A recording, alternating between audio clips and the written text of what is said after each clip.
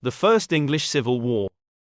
The First English Civil War took place in England and Wales from 1642 to 1646, and formed part of the 1639 to 1653 Wars of the Three Kingdoms.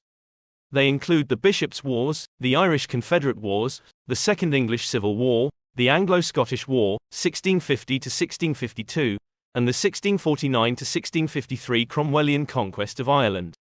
Historians estimate that between 15% to 20% of all adult males in England and Wales served in the military between 1639 to 1653, while around 4% of the total population died from war-related causes.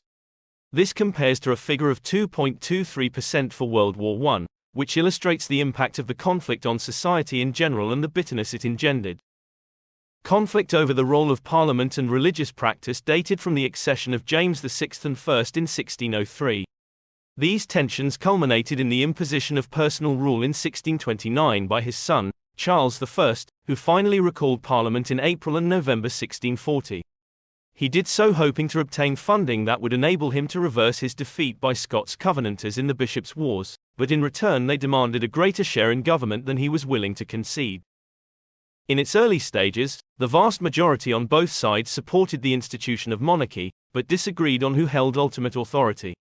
Royalists generally argued both Parliament and the Church of England were subordinate to the king, while most of their parliamentarian opponents claimed his supremacy did not extend to religion, and wanted a form of constitutional monarchy. However, the reality was considerably more complex, with political allegiances heavily influenced by religious belief or personal loyalty. Horrified at the devastation inflicted on Europe by the 30 Years' War, many tried to remain neutral, or took up arms with great reluctance. When fighting began in August 1642, both sides believed it would be settled by a single battle, but it soon became clear this was not the case. Royalist successes in 1643 led to an alliance between Parliament and the Scots, who won a series of battles in 1644, the most significant being the Battle of Marston Moor. Alleged failures to exploit these successes led Parliament in February 1645 to set up the new Model Army, the first centrally funded and professional military force in England, whose success at Naseby in June 1645 proved decisive. The war ended with victory for the Parliamentarian alliance in June 1646 and Charles in custody, but his refusal to negotiate concessions and divisions among his opponents led to the Second English Civil War in 1648.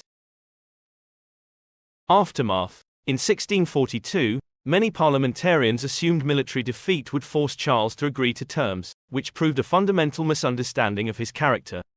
When Prince Rupert argued in August 1645 that the war could no longer be won, Charles responded that while this may have been an accurate assessment of the military situation, God will not suffer rebels and traitors to prosper. This deeply held conviction meant he refused to agree to any substantial concessions, frustrating both allies and opponents. Although Charles correctly assumed widespread support for the institution of monarchy made his position extremely strong, he failed to appreciate the impact of his constant prevarications, both before and during the war. He made peace with the Scots in 1639, then raised an army against them in 1640. His actions prior to March 1642 convinced Parliament he would not keep his promises, and any money they supplied would be employed against them.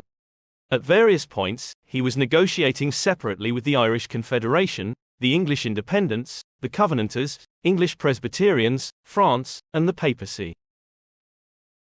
The result was the creation of a powerful faction who believed Charles would never voluntarily agree to a suitable political settlement, and whose control of the new model army gave them the ability to impose one.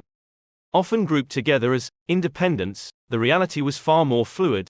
Sir Thomas Fairfax was a Presbyterian, who fought for Charles in 1639, and refused to participate in his execution, while even Cromwell initially viewed him with great respect.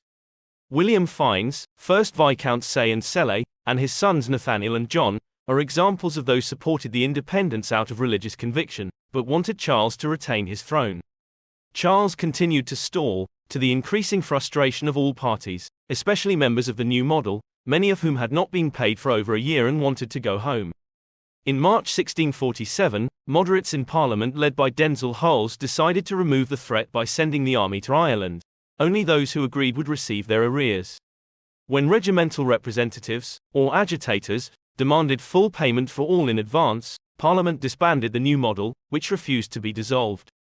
Although both Cromwell and Fairfax were disturbed by the radicalism shown by parts of the army, they sympathized with him over pay, and took their side against Parliament. These tensions led to the outbreak of the Second English Civil War in 1648.